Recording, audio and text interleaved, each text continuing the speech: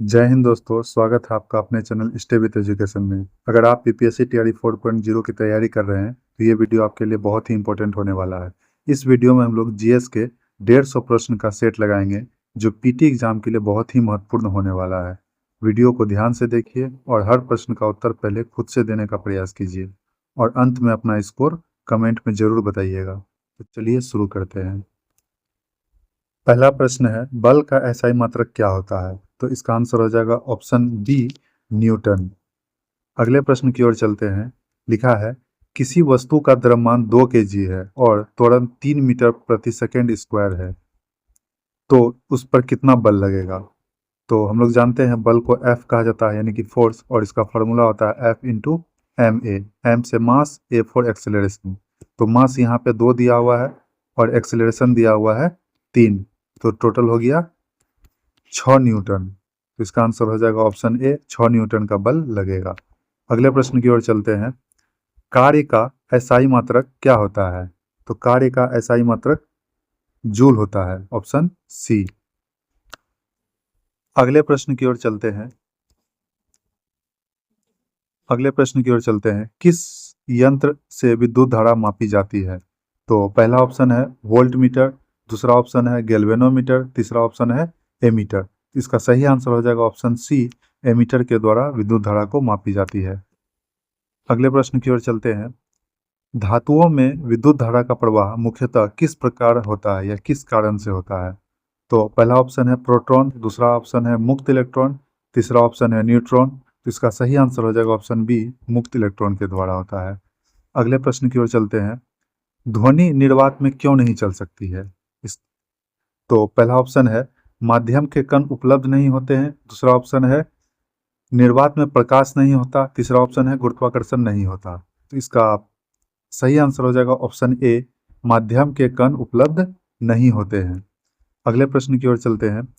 लिखा है, ध्वनि की तीक्ष्णता मुख्यतः किस पर निर्भर करती है? तो पहला ऑप्शन है आयाम, दूसरा ऑप्शन है आवृत्ति, तीसरा ऑप्शन है वेग। तो इसका सही आंसर हो जाएगा ऑप्शन बी, आवृत्ति पर। अगले प्रश्न की ओर चलते हैं। लिखा है, वाहन में पीछे देखने के लिए उत्तल दर्पण का उपयोग क्यों किया जाता है? तो वाहन के साइड में जो साइड मिरर होता है उसका उपयोग क्यों किया जाता है? तो लिखा है ऑप्शन ए, यह अधिक क्षेत्र का सीधा प्रतिबिंब देती है, दूसरा ऑप्शन यह वास्तविक प्रतिबिंब बनाता है, तीसरा ऑप्शन यह वस्तु को उल्टा करता है। इसका सही आंसर हो जाएगा ऑप्शन ए, यह अधिक क्षेत्र का सीधा प्रतिबिंब देता है। तो अगले प्रश्न की ओर चलते हैं। लिखा है, सफेद प्रकाश को विभिन्न रंगों में विभाजित करने की घटना क्या कहलाती है? तो पहला ऑप्शन होगा परावर्तन, दूसरा विवर्तन, तीसरा है वर्ण विक्षेपण। तो इसका सही आंसर हो जाएगा ऑप्शन सी, वर्ण विक्षेपण। अगले प्रश्न की ओर चलते हैं। लिखा है 10 नंबर में, मानव नेत्र में प्रकाश संवेदी कोशिकाएं कहाँ पाई जाती है? पहला ऑप्शन है कॉर्निया, दूसरा आइरिस है, तीसरा रेटिना है। तो इसका सही जवाब आप लोग देंगे। इसका सही जवाब होगा ऑप्शन सी, रेटिना में। अगले प्रश्न की ओर चलते हैं। लिखा है, आइरिस का मुख्य कार्य क्या होता है? आइरिस का मुख्य कार्य क्या है? पहला पुतली के आकार को नियंत्रित करना, दूसरा प्रतिबिंब बनाना, तीसरा प्रकाश को अपवर्तित करना। इसका सही जवाब हो जाएगा ऑप्शन ए, पुतली के आकार को नियंत्रित करना होता है। अगले प्रश्न की ओर चलते हैं। लिखा है, दूर की वस्तु को स्पष्ट देखने में असमर्थता किस दृष्टि दोष से होता है या किस दृष्टि दोष से जुड़ा हुआ है? तो पहला ऑप्शन है निकट दृष्टि दोष, दूसरा ऑप्शन है मोतियाबिंद, तीसरा ऑप्शन है दूर दृष्टि दोष। इसका सही जवाब हो जाएगा ऑप्शन ए, निकट दृष्टि दोष। अगर दूर की वस्तु को साफ नहीं देख सकते हैं तो निकट दृष्टि दोष है, अगर निकट की वस्तु को साफ नहीं देख पाते हैं तो दूर दृष्टि दोष है। तो यहाँ पूछा है दूर की वस्तुओं को स्पष्ट नहीं देख पाते हैं, तो इसका जवाब हो जाएगा, सही आंसर हो जाएगा ऑप्शन ए, निकट दृष्टि दोष। अगले प्रश्न की ओर चलते हैं। लिखा है, निकट दृष्टि दोष को ठीक करने के लिए किस लेंस का उपयोग किया जाता है? अगर निकट दृष्टि दोष है उसको ठीक करना हो, इसके लिए अवतल लेंस का प्रयोग करते हैं, उत्तल लेंस का प्रयोग करते हैं, या द्विफोक्सी लेंस का प्रयोग करते हैं। इसका सही जवाब हो जाएगा ऑप्शन ए, अवतल लेंस का प्रयोग करते हैं। अगले प्रश्न की ओर चलते हैं। लिखा है, विद्युत शक्ति का एसआई मात्रक क्या होता है? तो ऑप्शन ए है वाट, दूसरा है जूल, तीसरा है ओम। इसका सही जवाब हो जाएगा ऑप्शन ए वाट। दोस्तों, अगर आपको वीडियो पसंद आ रहा है तो चैनल को सब्सक्राइब करें और अपने दोस्तों के साथ ज़रूर शेयर करें। अगले प्रश्न की ओर चलते हैं। लिखा है 15 नंबर में, फ्यूज तार का गलनांक सामान्यतः कैसा रखा जाता है? ऑप्शन ए बहुत अधिक, ऑप्शन बी शून्य, ऑप्शन सी कम। इसका सही जवाब हो जाएगा ऑप्शन सी कम रखा जाता है। अगले प्रश्न की ओर चलते हैं। अम्ल का जलीय विलयन नीले लिटमस को किस रंग में बदल देता है? तो इसका ऑप्शन है नीला में बदल देता है, ऑप्शन बी लाल में, अगला ऑप्शन सी हरा में बदल देता है। इसका सही जवाब हो जाएगा ऑप्शन बी लाल में बदल देता है। अगले प्रश्न की ओर चलते हैं। लिखा है क्षार का जलीय विलयन लाल लिटमस को किस रंग में बदल देता है? ऑप्शन ए है पीला, ऑप्शन बी है नीला, ऑप्शन सी है लाल। तो इसका सही जवाब हो जाएगा ऑप्शन बी नीला रंग में बदल देता है। अगले प्रश्न की ओर चलते हैं। पीएच का मान 7 से कम होना सामान्यतः किस बात का उदाहरण है? तो ऑप्शन ए है उदासीन, ऑप्शन बी है क्षारीय, ऑप्शन सी है अम्लीय। इसका सही जवाब हो जाएगा ऑप्शन सी अम्लीय। पीएच मान अगर 7 से कम है तो ये हो जाएगा अम्लीय। अगर पीएच का मान 7 के बराबर है तो ये उदासीन हो जाएगा। अगर पीएच का मान 7 से अधिक है तो ये क्षारीय हो जाएगा। तो अगले प्रश्न की ओर चलते हैं। सोडियम क्लोराइड किस प्रकार का यौगिक है? तो सोडियम क्लोराइड किस प्रकार का यौगिक है? ऑप्शन ए लवण, बी अम्ल, ऑप्शन सी क्षार। इसका सही जवाब हो जाएगा ऑप्शन ए लवण, यानी कि नमक। अगले प्रश्न की ओर चलते हैं। लोहे पर जंग लगने के लिए मुख्यतः किनकी आवश्यकता होती है? ऑप्शन ए है ऑक्सीजन और नमी, ऑप्शन बी है केवल प्रकाश, ऑप्शन सी है केवल नाइट्रोजन। तो इसका सही जवाब हो जाएगा ऑप्शन ए ऑक्सीजन और नमी। अगर ऑक्सीजन और नमी का मात्रा अधिक हो तो लोहे में जंग आसानी से लग सकता है। अगले प्रश्न की ओर चलते हैं। कार्बन की संयोजकता सामान्यतः कितनी होती है? तो पहला ऑप्शन है 2, दूसरा ऑप्शन है 6, तीसरा ऑप्शन है 4। तो इसका सही जवाब हो जाएगा ऑप्शन सी 4। कार्बन की संयोजकता सामान्यतः 4 होती है। अगले प्रश्न की ओर चलते हैं। लिखा है मीथेन का रासायनिक सूत्र क्या होता है? तो इसका ऑप्शन देखते हैं। ऑप्शन ए मीथेन का रासायनिक सूत्र का ऑप्शन ए है CH4, ऑप्शन बी है C2H6, अगला है C2H4।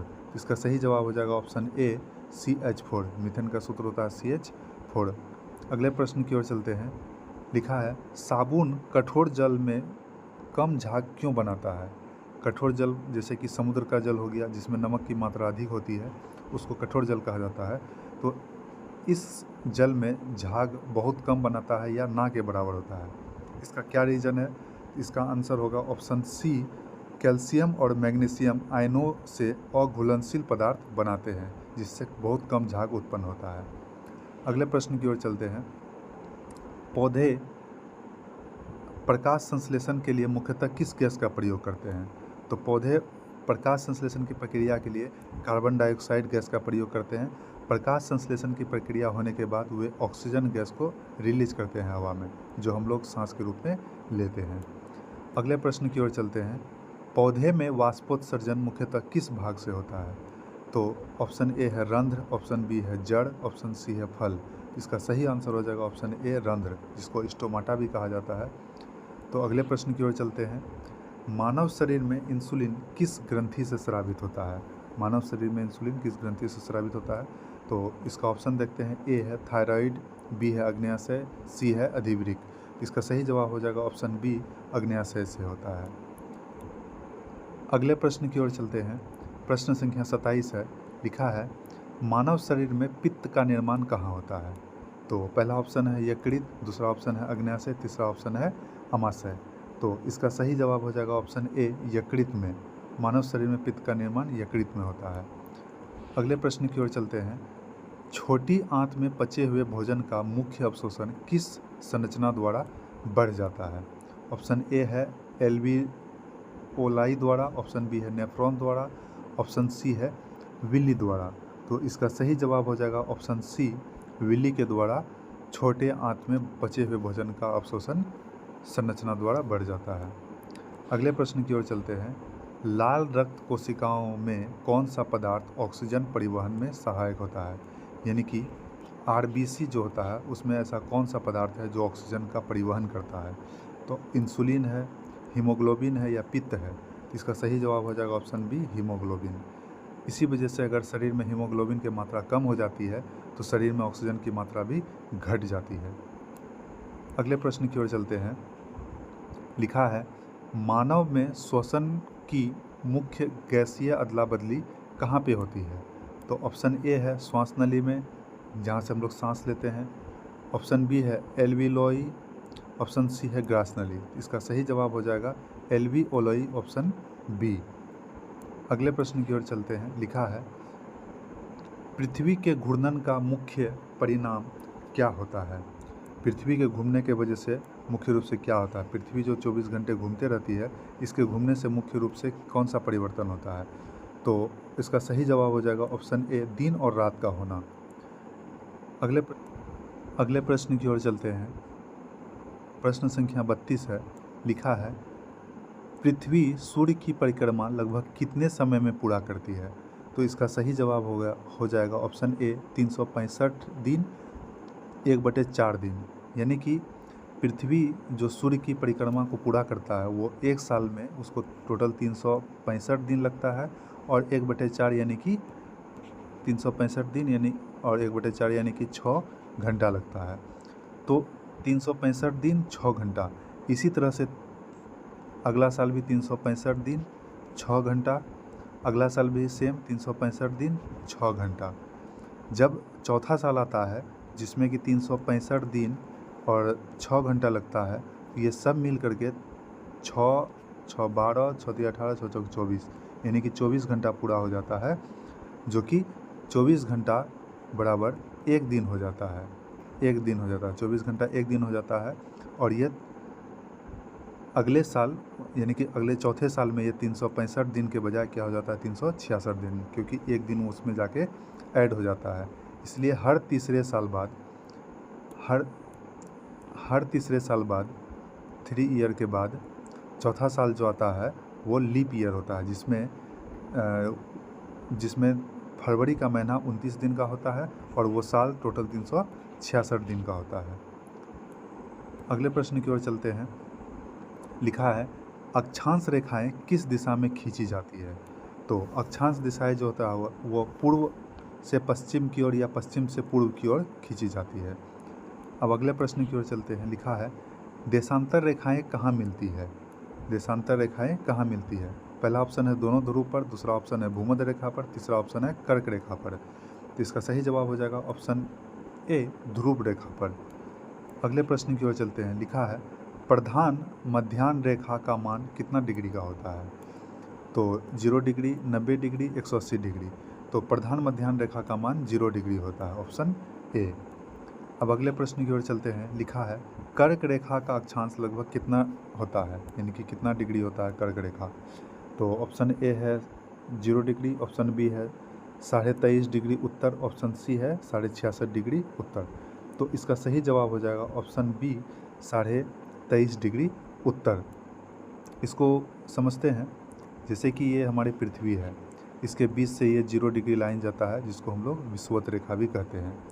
तो 0 डिग्री से कुछ ऊपर यहाँ पे एक रेखा होता है, जिसको हम लोग 23.5 डिग्री नॉर्थ कहते हैं। नॉर्थ इसलिए कहते हैं कि इस लाइन से, ये लाइन विषुवत रेखा से ऊपर जितना भी जगह है वो सभी नॉर्थ कहलाता है, और इस लाइन से जितना भी नीचे वो सभी साउथ कहलाता है। तो ये जो रेखा है 23.5 डिग्री नॉर्थ, इसी को कर्क रेखा कहते हैं, जो कि भारत के लगभग बीचों बीच से गुजरता है। इसी के जस्ट अपोजिट यानी कि ये विषुवत रेखा के नीचे एक और 23.5 डिग्री का लाइन होता है, जिसको कि 23.5 डिग्री दक्षिण कहा जाता है। इसको हम लोग मकर रेखा कहते हैं। कर्क रेखा ऊपर होता है और मकर रेखा नीचे होता है। तो आई होप आप लोग समझ गए होंगे। अब अगले प्रश्न की ओर चलते हैं। लिखा है, मानसून शब्द का संबंध मुख्यतः किससे होता है? तो मानसून शब्द का संबंध किससे होता है? ऑप्शन ए है दैनिक तापमान से, दूसरा है ऋतु के अनुसार पवनों की दिशा बदलने से, तीसरा है भूकंप से। तो इसका सही जवाब हो जाएगा ऑप्शन बी, ऋतु के अनुसार पवनों की दिशा बदलने से होता है। अब अगले प्रश्न की ओर चलते हैं। प्रश्न संख्या 38 है, मरुस्थलीय क्षेत्र में दिन और रात के तापमान में अधिक अंतर क्यों होता है?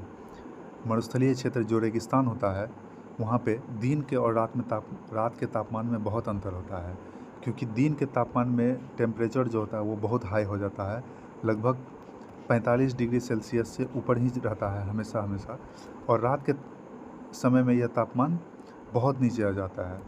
इसको मान सकते हैं हम लोग, लगभग 10 डिग्री से भी नीचे आ जाता है। तो अंतर लगभग 35 डिग्री का हो गया। तो ये दिन और रात के समय में तापमान में इतना अंतर क्यों होता है?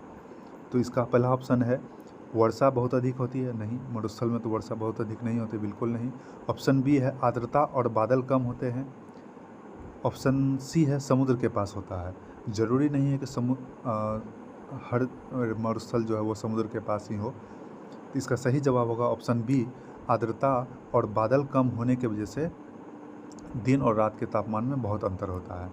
अब अगले प्रश्न की ओर चलते हैं। लिखा है, चक्रवात के केंद्र में निम्न वायुदाब की स्थिति होती है, तो केंद्र को क्या कहा जाता है?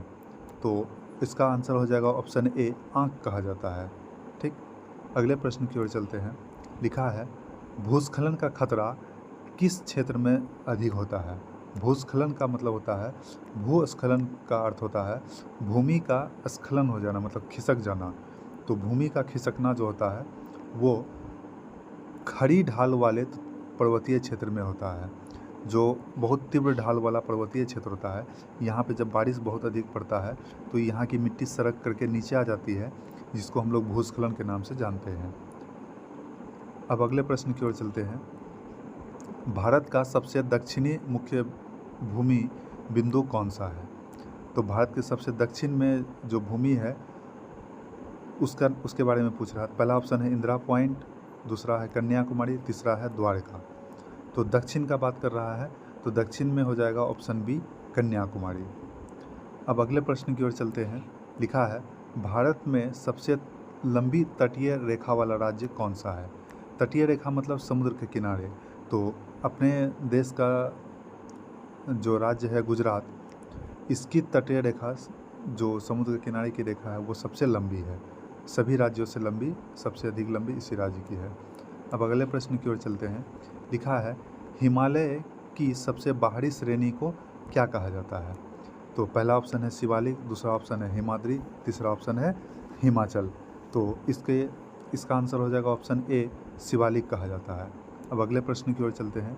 लिखा है, भावर क्षेत्र की प्रमुख विशेषता क्या है?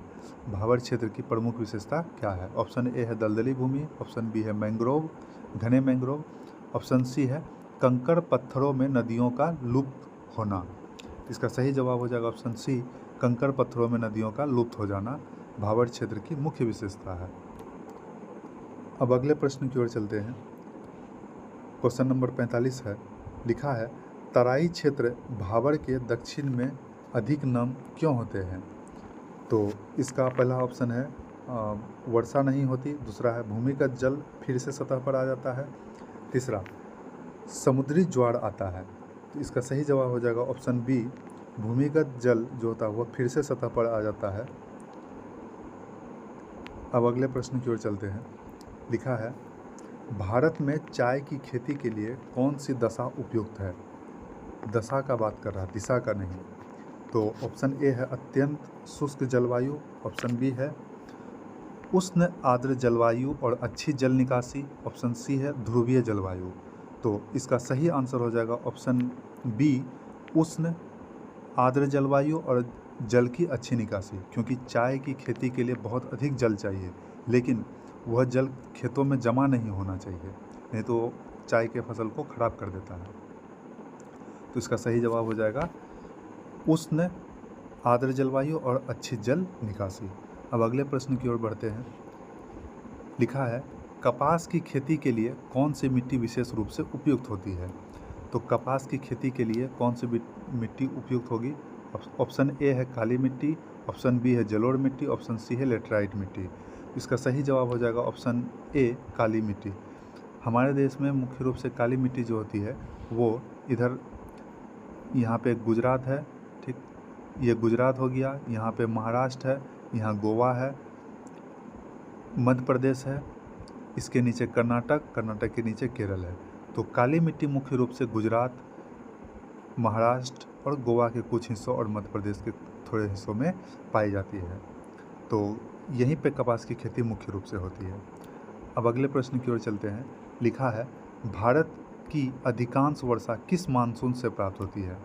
तो भारत में जो वर्षा होती है वो अधिकतर वर्षा किस मानसून की वजह से होता है?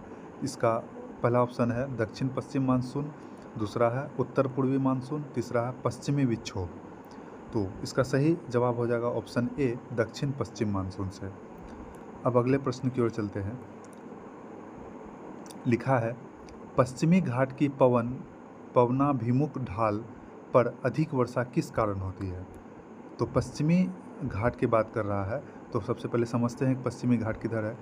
तो ये भारत का मानचित्र हो गया।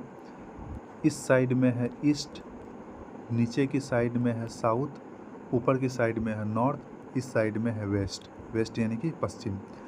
तो यहाँ पे एक पर्वत श्रृंखला है, ठीक, इस पर्वत श्रृंखला के साइड में ये जो जगह बच रहा है यही है पश्चिमी घाट, ठीक। तो इसी पश्चिमी घाट के बारे में कह रहा है कि यहाँ जो पवनाभिमुख ढाल है, पहाड़ के नीचे वाला ढाल, यहाँ अधिक वर्षा क्यों होती है? तो इसका सही जवाब है ऑप्शन ए पर्वतीय अवरोध और आरोहण की वजह से। जब एक मिनट फिर से बनाते हैं मैप को। यहाँ पे पहाड़ी है, पहाड़ी के जस्ट बगल में ये पश्चिमी घाट है। जब मानसूनी हवाएं दक्षिण पश्चिम मानसून जब प्रवेश करती है तो यहाँ जो पहाड़ी है जो अवरोध उत्पन्न करती है, इस मानसूनी हवाओं को रोक लेती है और इस घाट पे, इस पश्चिमी घाट पे बहुत अधिक वर्षा करवाती है। यही कारण है कि आप देखते होंगे कि मानसून के समय में मुंबई में बहुत अधिक बाढ़ पानी आ जाता है, फ्लड जैसा सिचुएशन आ जाता है, यही रीज़न है। अब अगले प्रश्न की ओर चलते हैं। लिखा है सिंधु सभ्यता में पकी ईंटों का व्यापक उपयोग किस बात को संकेत देता है? तो सिंधु घाटी सभ्यता में जो पकी ईंट का उपयोग किया गया था, इससे क्या संकेत मिलता है? तो पहला ऑप्शन है सुव्यवस्थित नगरीय निर्माण, दूसरा है केवल धार्मिक गतिविधि, तीसरा है समुद्री युद्ध। तो इसका सही आंसर हो जाएगा ऑप्शन ए सुव्यवस्थित नगरों का निर्माण। सिंधु घाटी सभ्यता में नगर बहुत व्यवस्थित तरीके से बनाया गया था, इसलिए यहाँ पे पक्की ईंट का उपयोग किया गया था। अब अगले प्रश्न की ओर चलते हैं। लिखा है हड़प्पा सभ्यता के नगरों में जल निकासी व्यवस्था किसका प्रमाण है? तो ऑप्शन ए है कृषि के अभाव, ऑप्शन बी है केवल धार्मिक शासन का, ऑप्शन बी है उन्नत नगर नियोजन का। इसका सही आंसर हो जाएगा ऑप्शन सी उन्नत नगर नियोजन का। अब अगले प्रश्न की ओर चलते हैं। लिखा है ऋग्वेद किस भाषा में रचित माना जाता है? मतलब ऋग्वेद को सबसे पहले जो लिखा गया था वो किस भाषा में लिखा गया था? पाली भाषा नहीं, प्राकृत भाषा नहीं, इसका आंसर हो जाएगा ऑप्शन सी वैदिक संस्कृत में लिखा गया था। ऋग्वेद को सबसे पहले वैदिक संस्कृत भाषा के रूप में ही लिखा गया था। अब अगले प्रश्न की ओर चलते हैं। लिखा है महाजनपदों की संख्या परंपरागत रूप से कितनी मानी जाती है? तो पुराने समय में जो महाजनपद था उसकी टोटल संख्या 16 थी। अब अगले प्रश्न की ओर चलते हैं।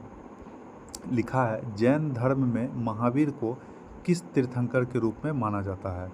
तो भगवान महावीर जो थे उसको जैन धर्म में 24वें तीर्थंकर के रूप में माना जाता है। 24वें और अंतिम तीर्थंकर यही थे। अंतिम तीर्थंकर जो थे वो भगवान महावीर ही थे।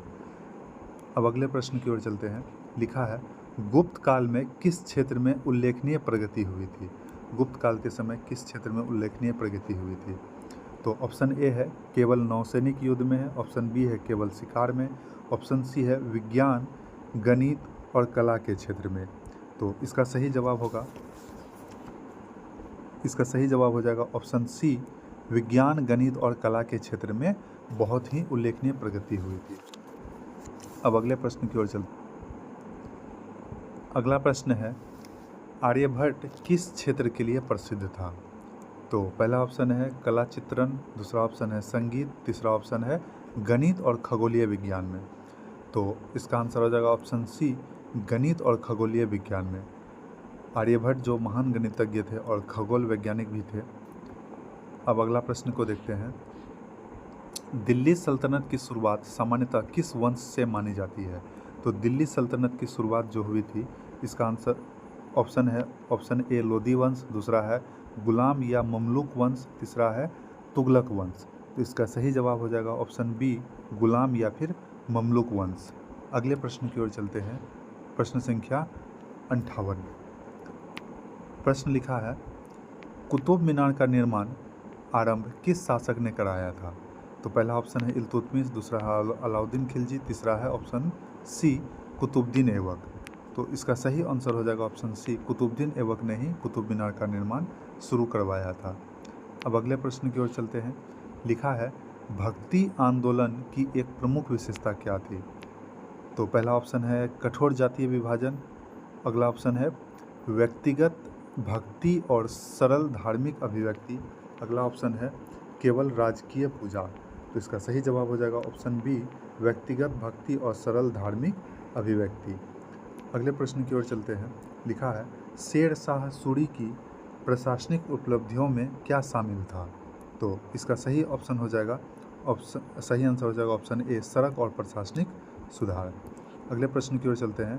भारतीय राष्ट्रीय कांग्रेस की स्थापना किस वर्ष हुई थी? तो इसका सही जवाब हो जाएगा ऑप्शन बी, 1885 में हुई थी। अगले प्रश्न की ओर चलते हैं। बंगाल का विभाजन किस वर्ष हुआ था? बंगाल का विभाजन किस वर्ष किया गया था? तो ऑप्शन ए है 1899, ऑप्शन बी है 1911, ऑप्शन सी है 1905। तो इसका सही जवाब हो जाएगा ऑप्शन सी, 1905। इसी को भंग आंदोलन के नाम से भी जाना जाता है। इसी आंदोलन में स्वदेशी अपनाओ का नारा दिया गया था। अब अगले प्रश्न की ओर चलते हैं। लिखा है, जालियांवाला बाग हत्याकांड किस वर्ष हुआ था? तो जालियांवाला बाग हत्याकांड जो हुआ था अमृतसर में हुआ था। पहला ऑप्शन है ऑप्शन ए 1905, दूसरा ऑप्शन है 1919, तीसरा ऑप्शन है 1922। तो इसका सही जवाब हो जाएगा ऑप्शन बी, 1919, यानी कि 13 अप्रैल बैसाखी पूर्णिमा का दिन था। 13 अप्रैल 1919 के दिन जालियांवाला बाग हत्याकांड हुआ था। अब अगले प्रश्न की ओर चलते हैं। भारत छोड़ो आंदोलन किस वर्ष शुरू किया गया था? इसका सही जवाब हो जाएगा ऑप्शन सी, 1942 में भारत छोड़ो आंदोलन शुरू हुआ था। अब अगले प्रश्न की ओर चलते हैं। लिखा है, भारतीय संविधान की प्रस्तावना में भारत को किस प्रकार का गणराज्य कहा गया है? तो भारतीय संविधान की प्रस्तावना में भारत को किस प्रकार का गणराज्य कहा गया है? पहला गणराज्य, दूसरा राजतंत्र, तीसरा है सैन्य राज्य। तो अपने देश में सैन्य राज तो चलता नहीं है, राजतंत्र ये चलता नहीं है, राजाओं का शासन यानी कि राजतंत्र ये भी नहीं चलता। तो क्या चलता है? गणराज्य, यानी कि जनता का शासन। अब अगले प्रश्न की ओर चलते हैं। लिखा है, भारतीय संविधान में नागरिक संबंधी प्रावधान किस भाग में है?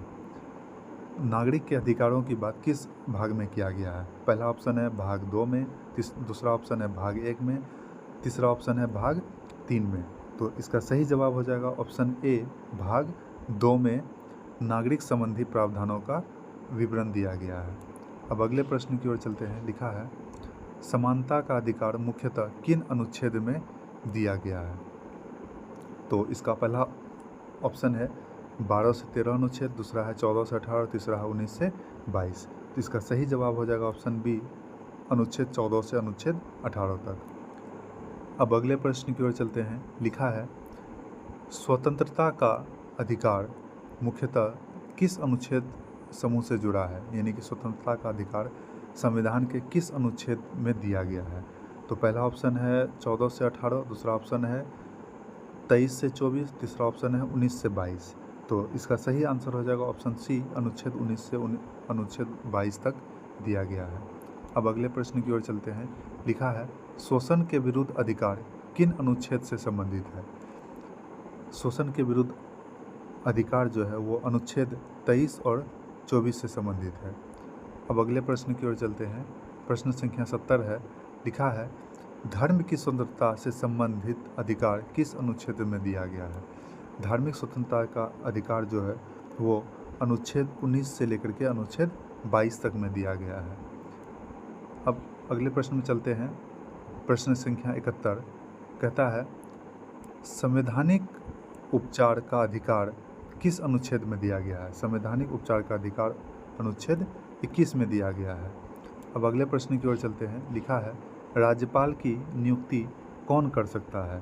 तो राज्यपाल की नियुक्ति जो है वो अपने देश के राष्ट्रपति ही कर सकते हैं, मुख्यमंत्री नहीं कर सकते हैं, प्रधानमंत्री अकेले नहीं कर सकते हैं। अब अगले प्रश्न की ओर चलते हैं। लिखा है, राज्य विधानसभा का सामान्य कार्यकाल कितना होता है? राज्य के अंदर जो विधानसभा होता है उसका सामान्य कार्यकाल कितने वर्षों का होता है? ऑप्शन ए है 5 वर्ष, ऑप्शन बी है 4 वर्ष, ऑप्शन सी है 6 वर्ष। तो इसका सही जवाब हो जाएगा ऑप्शन ए 5 वर्षों का। अब अगले प्रश्न की ओर चलते हैं। लिखा है, भारत में निर्वाचन आयोग किस प्रकार की संस्था है? तो ऑप्शन ए है संवैधानिक संस्था, ऑप्शन बी है निजी संस्था, ऑप्शन सी है न्यायिक संस्था। इसका सही आंसर हो जाएगा ऑप्शन ए न्यायिक संस्था, क्योंकि संविधान निर्वाचन आयोग जो है वो संविधान के अंतर्गत आता है, इसलिए यह संवैधानिक संस्था है। अब अगले प्रश्न की ओर चलते हैं। अगला प्रश्न है, मुद्रा का एक मुख्य कार्य क्या है? मुद्रा का प्रमुख कार्य क्या है? तो पहला है केवल बचत को रोकना, ऑप्शन ए है केवल बचत को रोकना, ऑप्शन बी है विनिमय का माध्यम होना, ऑप्शन सी है केवल कर लगाना। तो इसका सही जवाब हो जाएगा ऑप्शन बी विनिमय का माध्यम होना। मुद्रा का कार्य विनिमय का माध्यम होना है। विनिमय का मतलब होता है लेन देन। हम रुपया लेकर के किसी को सामान दिए, उससे और फिर किसी और व्यक्ति से हम सामान लेने के लिए उसको रुपया देते हैं, यानी कि रुपया लेते हैं किसी काम के लिए और किसी काम के लिए रुपया देते हैं, तो इसी को मुद्रा विनिमय कहा जाता है। अब अगले प्रश्न की ओर चलते हैं। लिखा है, बैंकों द्वारा ऋण देने से अर्थव्यवस्था में क्या बढ़ सकता है? तो बैंक अगर ऋण देती है तो इससे क्या प्रभाव पड़ता है? तो पहला ऑप्शन है मुद्रा का संचार और निवेश, ऑप्शन बी है केवल बेरोजगारी, ऑप्शन सी है केवल आयात शुल्क। तो इसका सही जवाब हो जाएगा ऑप्शन ए मुद्रा का संचार और निवेश। अब अगले प्रश्न की ओर चलते हैं। लिखा है, गरीबी रेखा का उपयोग सामान्यतः किसके आकलन में होता है? पहला है ऑप्शन ए है न्यूनतम आवश्यक उपभोग, आय या फिर आय स्तर के संदर्भ में गरीबी, ऑप्शन बी है केवल निर्यात, ऑप्शन सी है केवल जनसंख्या। तो इसका सही जवाब हो जाएगा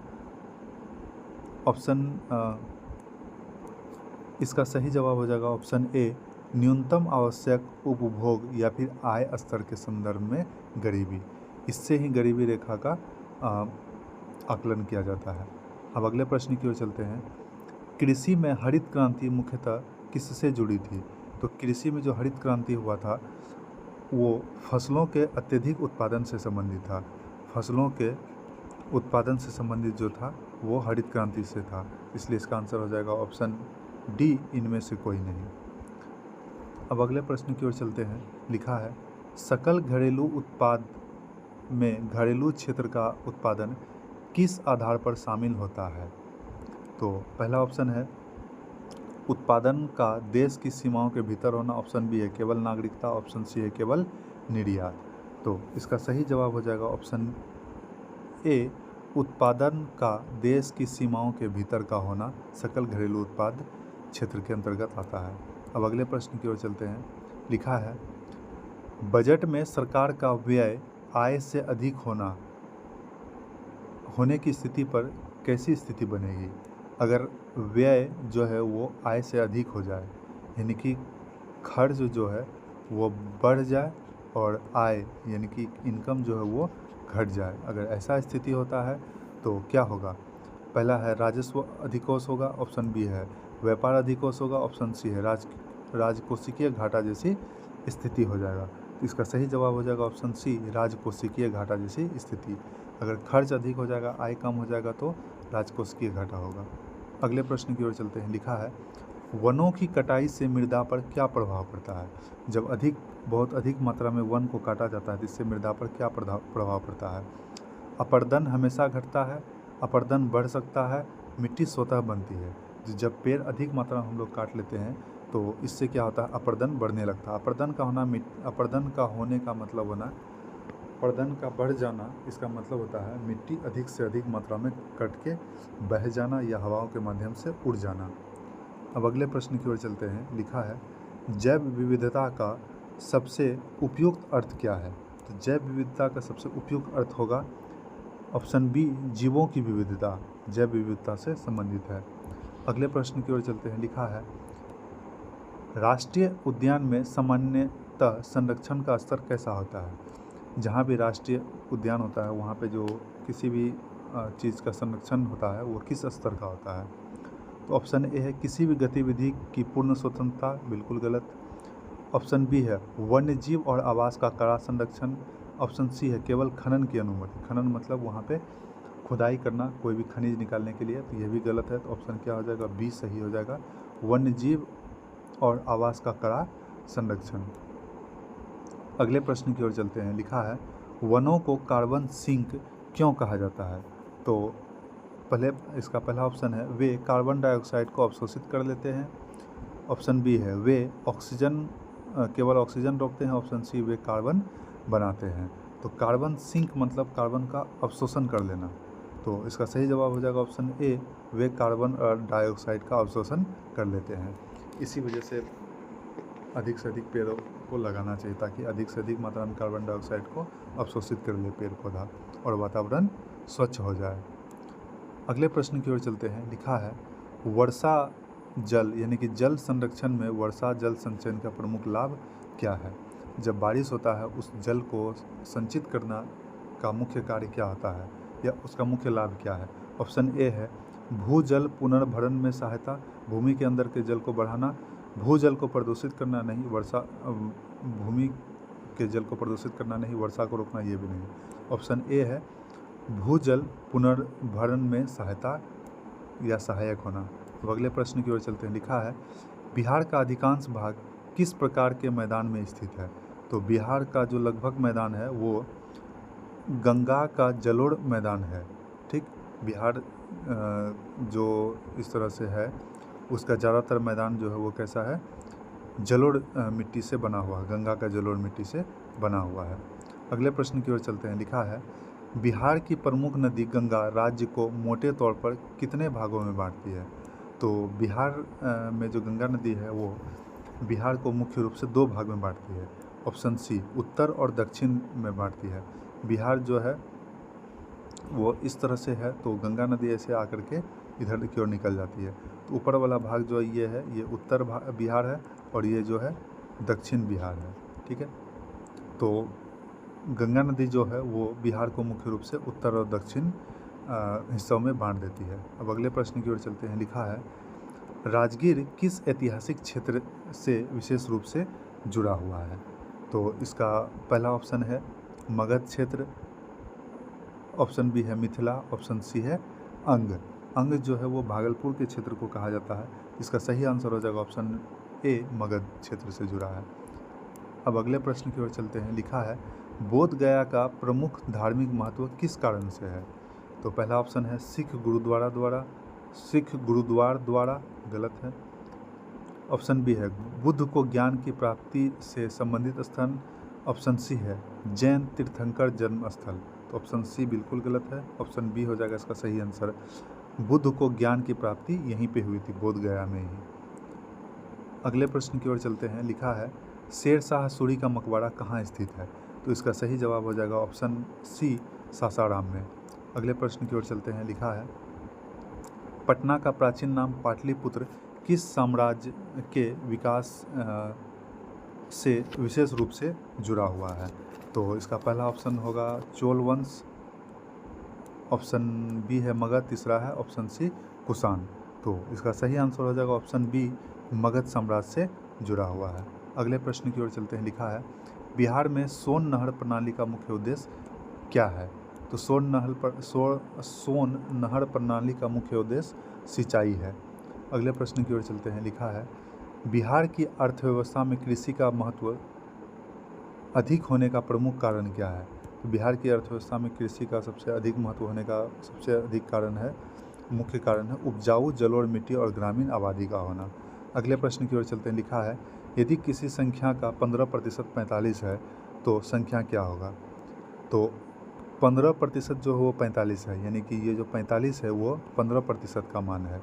ठीक है, तो पूछता है वह संख्या क्या होगा? तो कोई भी संख्या अपने आप में हमेशा 100% होता है, ना ही उससे कम ना ही उससे अधिक।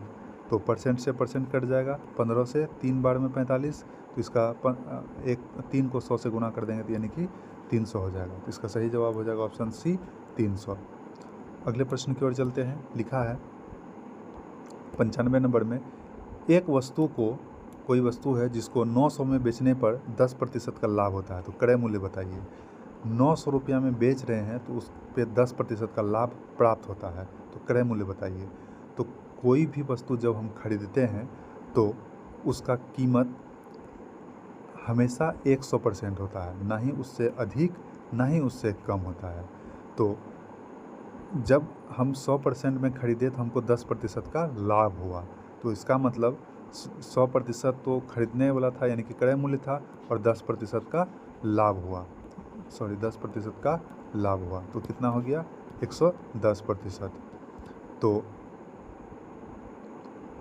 ये जो दिया हुआ है 900 जो दिया हुआ है ये कितना का मान है? ये 900 जो है 110% का मान है, और कहता है क्रय मूल्य बताइए। तो क्रय मूल्य हमेशा 100% होता है, क्रय मूल्य हमेशा 100% होता है।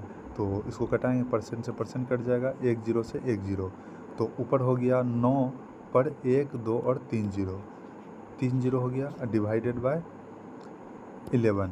तो इसको जब डिवाइड करेंगे तो इसका आंसर हो जाएगा 818.18, यानी कि ऑप्शन बी सही आंसर हो जाएगा। अगले प्रश्न की ओर चलते हैं। लिखा है, दो संख्याओं का अनुपात 4:5 है और अंतर 18 दिया हुआ है, तो बोलता है छोटी संख्या बताइए।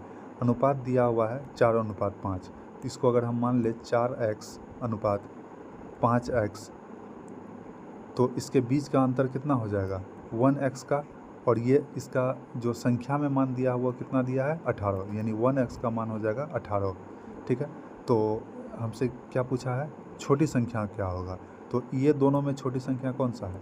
4x, तो इसका मतलब हमको 4x का मान बताना है। 1x का मान 18 है, तो 4x का मान तो 18 × 4 यानी कि 72, तो इसका सही जवाब हो जाएगा ऑप्शन बी 72। अब अगले प्रश्न की ओर चलते हैं। लिखा है, एक ट्रेन 54 किलोमीटर प्रति घंटे की गति से 20 सेकेंड में कितनी दूरी तय करेगा? ट्रेन का जो गति दिया हुआ वो कितना दिया हुआ है? 54 किलोमीटर प्रति घंटा, और पूछ रहा है 20 सेकेंड में कितना दूरी तय करेगा। तो सबसे पहले हम लोग 54 जो किलोमीटर प्रति घंटा दिया हुआ है इसको हम लोग किस में बदल लेते हैं? मीटर प्रति सेकेंड में। तो मीटर प्रति सेकेंड में बदलने के लिए 5/18 से गुना करना होगा, तो ये कट जाएगा, 18 × 54, तो 3 × 5 = 15 मीटर प्रति सेकेंड हो जाएगा। तो इसको गुना कर देंगे 20 सेकेंड से, क्योंकि दूरी का सूत्र क्या होता है? दूरी का सूत्र होता है चाल गुना में समय, चाल गुना में समय। तो चाल है 15 मीटर प्रति सेकेंड और गुना समय है 20, तो 15 × 20 कर देंगे 20 सेकेंड। तो सेकेंड से ये सेकेंड कट जाएगा, तो 15 × 20 यानी कि टोटल 300 मीटर की दूरी तय करेगा, तो ऑप्शन सी हो जाएगा इसका आंसर। अब अगले प्रश्न की ओर चलते हैं। लिखा है, वृत्त की त्रिज्या 7 है, तो और पाई का मान 22/7 लेंगे तो क्षेत्रफल कितना होगा? तो वृत्त का क्षेत्रफल जो होता है वो होता है πr²। पाई का मान 22/7 रखना है, आर का मान 7 दिया हुआ है, तो 7 का स्क्वायर यानी कि 7 सेंटीमीटर गुना में 7 सेंटीमीटर, 7 से 7 कट जाएगा, 22 को 7 से गुना करेंगे तो 154 सेंटीमीटर, और गुना में सेंटीमीटर तो सेंटीमीटर का स्क्वायर, तो ऑप्शन बी हो जाएगा 154 सेंटीमीटर स्क्वायर। अब अगले प्रश्न की ओर चलते हैं। लिखा है, यदि x + 7 = 19 है तो x² का मान बताइए। x + 7 दिया हुआ है, x + 7 = 19 दिया है। x का अगर हम लोग को वैल्यू निकालना होगा तो 19 - 7, तो x का वैल्यू आ जाएगा 12, तो कहता है एक्स स्क्वायर बताइए। एक्स स्क्वायर का मतलब अगर इधर एक्स स्क्वायर करते हैं तो इधर भी स्क्वायर करना होगा, तो यानी एक्स स्क्वायर बराबर कितना हो जाएगा 144। इसका आंसर हो जाएगा ऑप्शन सी। अगले प्रश्न की ओर चलते हैं। लिखा है एक संख्या को 20% बढ़ाने पर 360 प्राप्त होता है, तो मूल संख्या क्या थी? कोई भी संख्या अपने आप में 100% होता है, इस बात को हमेशा हमेशा के लिए याद कर लीजिए। कोई भी संख्या अपने आप में 100% होता है। तो कहता है अगर इस 100% में 20% इंक्रीज़ करते हैं, यानी कितना हो गया 120% हो गया, और इसका मान कितना दिया हुआ है 360, तो यानी कि 360 जो है वो 120% का मान है। ठीक है, पूछता है मूल संख्या क्या होगी, तो मूल संख्या हमेशा 100% होता है। तो परसेंट से परसेंट कट जाएगा, 120 से 360 3 बार में कट जाएगा, जब इसको गुना करेंगे तो टोटल 300 आएगा। तो ऑप्शन ए हो जाएगा इसका आंसर 300। अगले प्रश्न की ओर चलते हैं। लिखा है 5 संख्याओं का औसत 24 है, तो उनका योग कितना होगा? तो योग निकालने का सूत्र होता है, योग जो निकालना होगा तो उसके लिए क्या करना होगा हमको? योग निकालने के लिए संख्या का यानी नंबर का गुना जो है वो किसके साथ कर देंगे?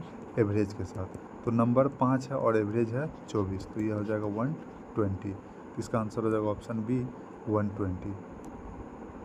अगले प्रश्न की ओर चलते हैं। लिखा है 2, 6, 12, 20, 30 में अगली संख्या क्या होगी? तो 2, 6, 12, 20, 30 का अगला संख्या पूछता है। अगर हम लोग ध्यान से देखेंगे, 2 जो है वो 1 का स्क्वायर में +1 किया गया है। 6 में क्या किया गया है? 2 के स्क्वायर में +2 किया गया है। 12 को क्या किया गया है? 3 के स्क्वायर में +3 किया गया है। 20 में क्या किया गया है? 4 के स्क्वायर में +4 किया गया है। उसी तरह 30 के स्क्वायर में क्या गया है? 5 के स्क्वायर में +5 किया गया है। तो इसी तरह हम लोग अगला आएंगे तो 6 के स्क्वायर में +6 करेंगे, तो 6 6 36 + 6 बराबर 42। तो इसका सही आंसर हो जाएगा ऑप्शन ए। अगले प्रश्न की ओर चलते हैं। लिखा है यदि बुक को CPPL लिखते हैं तो PEN को क्या लिखेंगे? तो देखिए B से C में +1 बढ़ा, O से P में +1 बढ़ा, फिर O से P में +1 बढ़ा, और K से L में भी +1 बढ़ा। तो सब में +1 बढ़ रहा है, तो P में +1 होगा, तो Q E में +1 होगा, E के बाद F आता है, N में +1 होगा, तो N के बाद क्या आता है? O। तो इसका सही जवाब हो जाएगा क्या? QFO। तो ऑप्शन हो जाएगा बी। अगले प्रश्न की ओर चलते हैं। लिखा है एक व्यक्ति एक व्यक्ति उत्तर की ओर 5 किलोमीटर और फिर पूर्व की ओर 12 किलोमीटर जाता है, तो वो प्रारंभिक बिंदु से कितनी दूरी पर होगा? पहले तो डायरेक्शन बना लेते हैं। ऊपर हो जाएगा नॉर्थ, नीचे हो जाएगा साउथ, इधर की ओर हो जाएगा ईस्ट, इधर की ओर हो जाएगा वेस्ट। कहता है कि एक व्यक्ति 5 किलोमीटर उत्तर की ओर जाता है। अगर यहाँ से वो 5 किलोमीटर उत्तर की ओर जाता है, फिर वह पूर्व की ओर घूम जाता है, मतलब इधर, और कितना जाता है? 12 किलोमीटर जाता है। तो कहता है वो अपने प्रारंभिक बिंदु से कहाँ है? प्रारंभिक बिंदु यहाँ है और यहाँ का बात पूछ रहा है। तो अगर इसको हम लोग मिला देते हैं तो हम लोग क्या देख रहे हैं? यहाँ एक राइट एंगल ट्राइंगल का निर्माण हो रहा है। ये बेस हो जाएगा, ये परपेंडिकुलर, ये हाइपोटेनियस। तो हाइपोटेनियस निकालने का सूत्र क्या होता है? h² बराबर p² जोड़ b², यानी कि p का स्क्वायर यानी 5 का स्क्वायर 25, b का स्क्वायर यानी कि 12 गुना 12 144। तो 125 और 44 को ऐड करेंगे तो हो जाएगा 169। तो h² है, स्क्वायर उस पर चल जाएगा तो √100, यानी कि h का मान आ जाएगा 13। अगर इतना बड़ा नहीं याद रखना है तो क्या करेंगे हम लोग? इसका एक आसान तरीका होता है ट्रिपलेट, 5, 12, 13। अगर हम लोग जहाँ भी राइट एंगल ट्राइंगल आता है तो ये वाला फार्मूला अप्लाई करेंगे, यानी ये ट्रिपलेट 5, 12, 13 का, तो आंसर एक बार में आ जाएगा। अब अगले प्रश्न की ओर चलते हैं। लिखा है यदि सभी A B है, यानी कि जितना भी A है ये जो है ये B है, यानी जो भी A है वो सभी B के अंतर्गत आ रहा है, और कहता है सभी B C है, ये जितना भी B है वो सब क्या है? ये C है, यानी सभी B का वैल्यू जो है C है। तो कहता है निश्चित रूप में इसका निष्कर्ष क्या निकलेगा? तो इसका आंसर क्या हो जाएगा? सभी A C है, यानी ऑप्शन ए। तो A अगर B है, B और C है, तो जितना भी ए है वो सब सी के अंतर्गत ही आएगा। अब अगले प्रश्न की ओर चलते हैं। लिखा है श्रृंखला 81, 27, 9, 3 का अगला क्रम क्या होगा। तो देखते हैं 87 जो है वो 9 का स्क्वायर है, और नहीं, इस तरह नहीं, देखते हैं।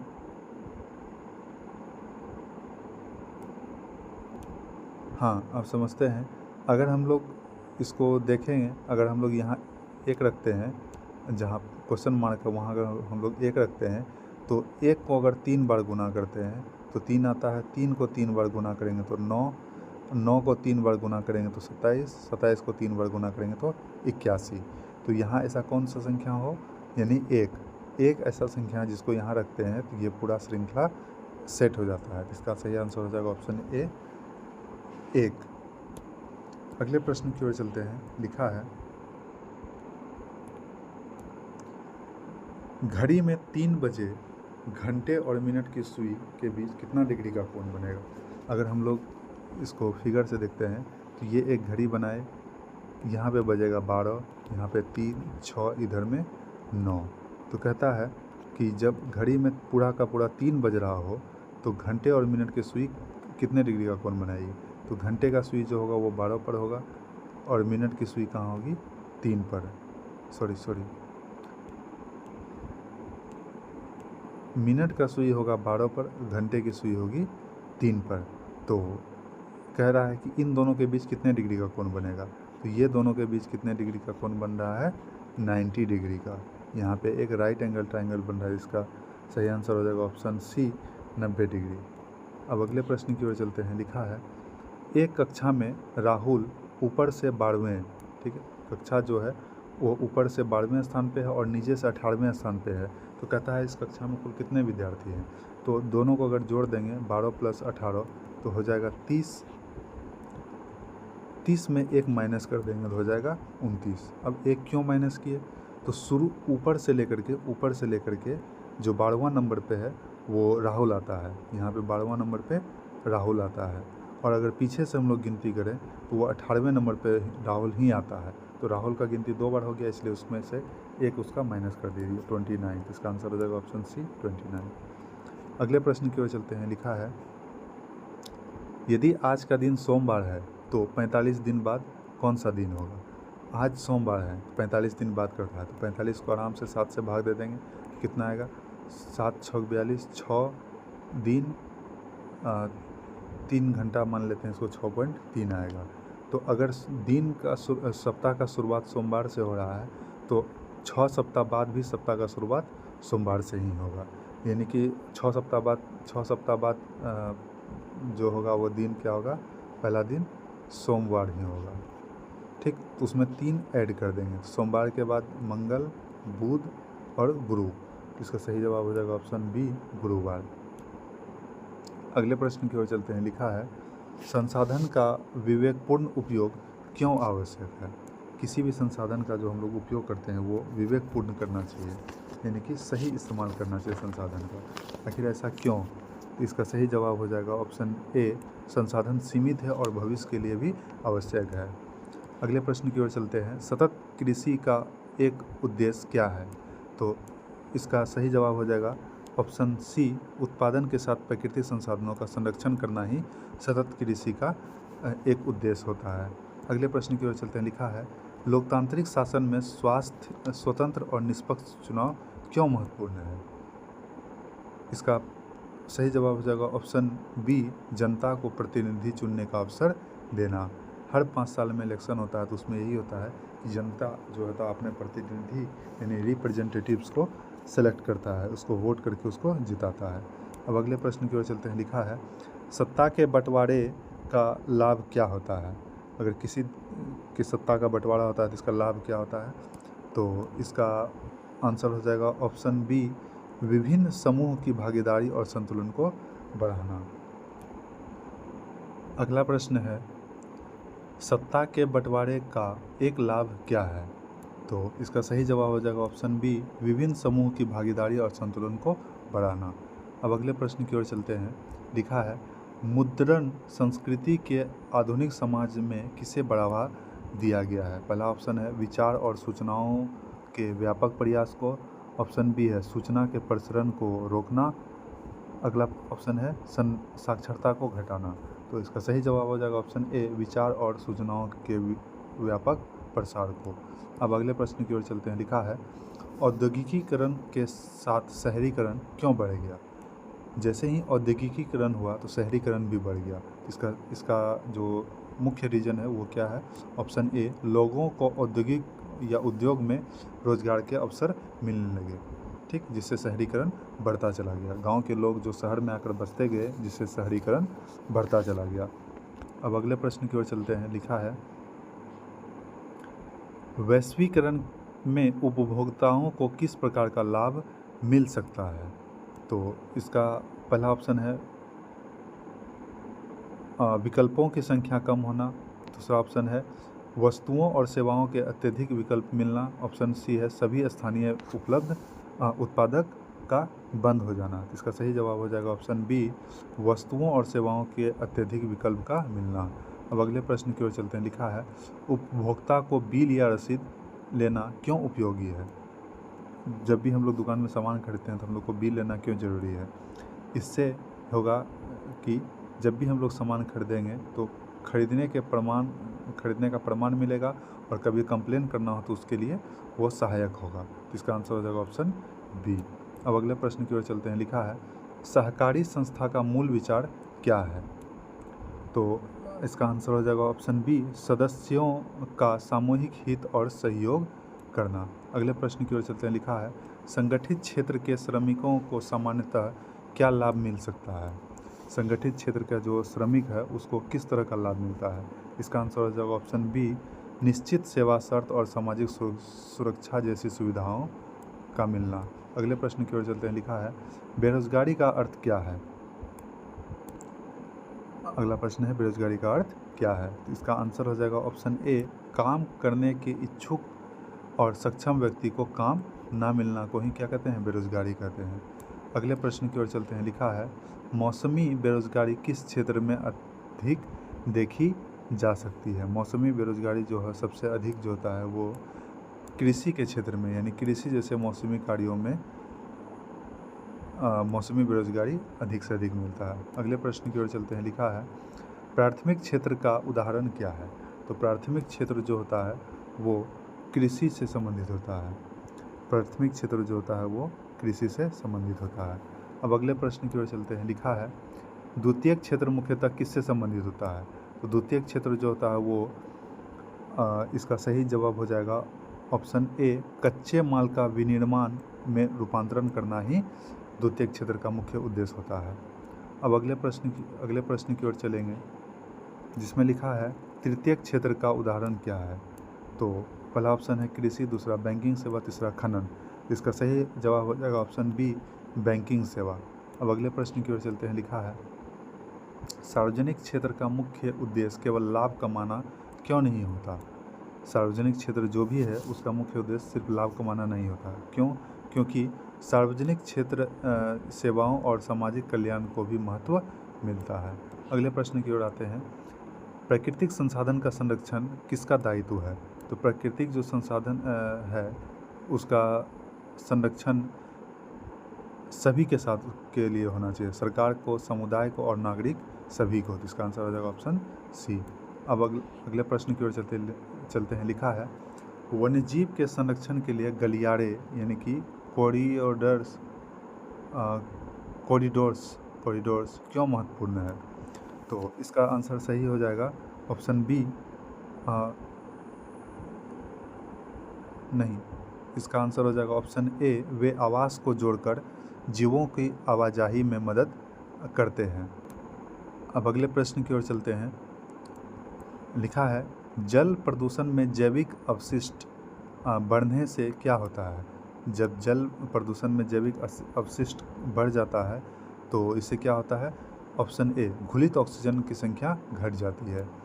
अगले प्रश्न की ओर चलते हैं। लिखा है सौर ऊर्जा को नवीकरणीय ऊर्जा क्यों कहा जाता है? पहला ऑप्शन है यह केवल एक बार उपलब्ध होता है, गलत। इससे जलाने की आवश्यकता होती है, नहीं। सूर्य से लगातार ऊर्जा प्राप्त होती रहती है, इसलिए इसका आंसर हो जाएगा ऑप्शन सी।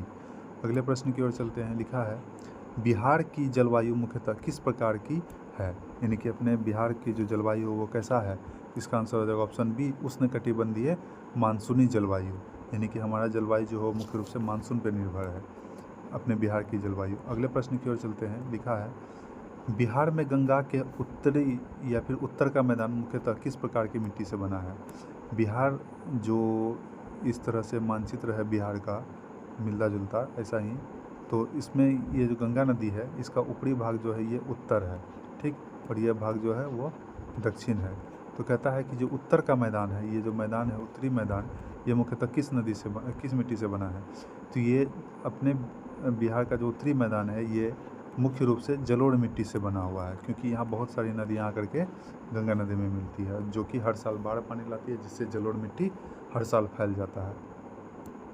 अगले प्रश्न की ओर चलते हैं। लिखा है भागलपुर किस उद्योग के लिए प्रसिद्ध है। पहला ऑप्शन चाय, ऑप्शन बी काजू, ऑप्शन सी रेशम। इसका सही आंसर हो जाएगा ऑप्शन सी रेशम, यानी कि सिल्क के लिए भागलपुर जो पूरे बिहार में फेमस है, इंडिया में भी फेमस है। अगले प्रश्न की ओर चलते हैं। लिखा है सोनपुर मेला मुख्यतः किस प्रकार की सांस्कृतिक परंपरा से प्रसिद्ध है। तो सोनपुर का मेला जो होता है वो पशु मेला और लोक सांस्कृतिक आयोजन के लिए सबसे अधिक प्रसिद्ध है। अब अगले प्रश्न की ओर चलते हैं। लिखा है बिहार दिवस किस तारीख को मनाया जाता है। तो इसका सही आंसर हो जाएगा ऑप्शन ए 22 मार्च को। 22 मार्च को ही बिहार जो है बंगाल से अलग हुआ था, इस वजह से हम लोग 22 मार्च को बिहार दिवस के रूप में मनाते हैं। अब अगले प्रश्न की ओर चलते हैं। वैशाली का प्राचीन इतिहास किस गणराज्य से विशेष रूप से जुड़ा है। तो वैशाली का जो प्राचीन इतिहास है वो ऑप्शन सी लिच्छवी गणराज्य से जुड़ा हुआ है। अगले प्रश्न की ओर चलते हैं। लिखा है किस नदी को बिहार की शोक कहे जाने वाले संदर्भ से जोड़ा जाता है, यानी कि बिहार का शोक किस नदी को कहते हैं। इसका आंसर हो जाएगा ऑप्शन ए कोसी नदी, क्योंकि यह हर साल बिहार में बाढ़ पानी लाती है और हर साल अपना मार्ग बदलते रहता है। अगला प्रश्न है गंडक नदी किसकी सबसे बड़ी सहायक नदी है। तो गंडक नदी जो है वो गंगा की सबसे बड़ी सहायक नदी है। सबसे बड़ी सहायक नदी, गंगा की सबसे बड़ी सहायक नदी तो यमुना है, लेकिन गंडक उसके बाद पे आती है। अगले प्रश्न की ओर चलते हैं। लिखा है निम्न में से कौन सा ऊर्जा का नवीकरणीय स्रोत है। नवीकरणीय स्रोत के बारे में बोल रहा है। तो नवीकरणीय स्रोत का मतलब होता है जिसका उपयोग हम लोग बार बार करें। कोयला एक बार उपयोग होता है, पेट्रोलियम भी एक बार, सौर ऊर्जा जो है बार बार उपयोग हम लोग कर सकते हैं सोलर पैनल का उपयोग करते हुए। अगले प्रश्न की ओर चलते हैं। लिखा है निम्नलिखित में से कौन से तत्व मानव शरीर में हड्डी के लिए महत्वपूर्ण है। हड्डी के लिए सबसे अधिक महत्वपूर्ण जो होता है वो हो जाएगा, इसका आंसर हो जाएगा ऑप्शन ए दोनों, यानी कि कैल्शियम और फास्फोरस दोनों। अगले प्रश्न की ओर चलते हैं। लिखा है भारत में मानसूनी वर्षा के बारे में निम्नलिखित में से कौन सा कथन सही है। तो इसका आंसर हो जाएगा ऑप्शन ए दोनों, यानी कि वर्षा मौसमी होता है और वर्षा का वितरण असमान है। कहने का मतलब मौसम के हिसाब से वर्षा होता है और असमान वितरण का मतलब होता है कि अपने देश में कहीं बहुत अधिक वर्षा होता है, कहीं कम होता है। जैसे राजस्थान तरफ बहुत कम वर्षा होता है, लद्दाख जम्मू कश्मीर में बहुत कम वर्षा होता है, इस साइड में पश्चिमी घाट में बहुत अधिक वर्षा होता है, फिर इधर मेघालय साइड ही आ जाएंगे तो यहाँ भी वर्षा बहुत अधिक मात्रा में होता है। तो असमान वितरण है इसका। अगले प्रश्न की ओर लिखा है निम्नलिखित में से कौन से प्राकृतिक आपदा के उदाहरण हैं। तो इसका आंसर हो जाएगा ऑप्शन ए भूकंप, ऑप्शन सी बाढ़, यानी कि ये दोनों प्राकृतिक घटना है। ठीक, अगले प्रश्न की ओर चलते हैं। लिखा है प्राचीन भारत में निम्न में से कौन से स्रोत इतिहास जानने में सहायक होते हैं। तो प्राचीन इतिहास के बारे में जो हम लोग जानकारी मिलता है वो अभिलेख से भी मिलता है, सिक्कों से मिलता है। इसका आंसर हो जाएगा ऑप्शन बी दोनों। अगले प्रश्न की ओर चलते हैं। भारतीय राष्ट्रीय आंदोलन में निम्नलिखित में से कौन से तरीके अपनाए गए। तो भारतीय राष्ट्रीय आंदोलन में कैसा तरीका अपनाया गया था। ऑप्शन ए बहिष्कार, ऑप्शन सी सत्याग्रह। इसका आंसर सही हो जाएगा ऑप्शन बी दोनों। अगले प्रश्न की ओर चलते हैं। लिखा है निम्नलिखित में से कौन से मौलिक अधिकार की श्रेणी में आते हैं। मौलिक अधिकार स्वतंत्रता का अधिकार, समानता का अधिकार, तो ये दोनों मौलिक अधिकार में आता है। मौलिक अधिकार टोटल 6 होता है। अब अगले प्रश्न की ओर चलते हैं। लिखा है, भारत में स्थानीय शासन के निम्न में से कौन से रूप हैं? तो भारत में जो स्थानीय शासन है, वो स्थानीय शासन जो होता है वो पंचायत पे भी आधारित है और नगर पालिका पे आधारित है। इसका आंसर हो जाएगा ऑप्शन ए, दोनों। अब अगले प्रश्न की ओर चलते हैं। लिखा है, निम्नलिखित में से कौन से प्राथमिक क्षेत्र की गतिविधि है? तो कृषि और मछली पालन ये दोनों प्राथमिक क्षेत्र की गतिविधि से संबंधित है। अगले प्रश्न की ओर चलते हैं। लिखा है, निम्न में से कौन सा से बैंकिंग सेवाओं के उदाहरण है? तो जमा को स्वीकार करना और ऋण देना दोनों बैंकिंग सुविधा का उदाहरण है, बैंकिंग सेवा का। अब अगले प्रश्न की ओर चलते हैं। लिखा है, निम्न में से कौन से जैव विविधता के स्तर हैं? तो पहला प्रजातीय विविधता, दूसरा आनुवांशिक विविधता। इसका आंसर हो जाएगा ऑप्शन बी, दोनों। अगले प्रश्न की ओर चलते हैं। लिखा है, निम्न में से कौन से वायु प्रदूषण के स्रोत हो सकते हैं? वायु प्रदूषण वाहन से भी होता है, उद्योग से भी होता है। इसका आंसर हो जाएगा ऑप्शन बी, दोनों। अगला और अंतिम प्रश्न है, बिहार के इतिहास में निम्नलिखित में से कौन सा स्थल महत्वपूर्ण है? बिहार के इतिहास में सबसे महत्वपूर्ण स्थल है नालंदा, बोध गया। इसका आंसर हो जाएगा ऑप्शन ए, दोनों। दोस्तों, अगर आपको वीडियो पसंद आया हो तो अपने दोस्तों के साथ अवश्य शेयर करें और अपना स्कोर कमेंट सेक्शन में ज़रूर बताएं। अपने स्कोर को जितना भी आपने गलत किया है उतने प्रश्न को मतलब आपने जितने भी प्रश्न को गलत किया है उसका 1/3 कर लीजिएगा, 1/3 माइनस कर लेना है और फिर जो जितना सही किया उसमें माइनस करके तब आंसर बताना है। जैसे कि अगर आप टोटल 100 प्रश्न को अटैम्प्ट किए, 80 सही किए और 20 गलत हो गया, 20 प्रश्न गलत हुआ तो 20 का 1/3 कर लेंगे तो लगभग 6.6 कुछ करके आएगा। तो इसको 80 में माइनस कर लेंगे, 80 में 6.6 माइनस कर लेंगे तो लगभग 73.33 समथिंग आएगा। तो आपका सही स्कोर हो जाएगा 73।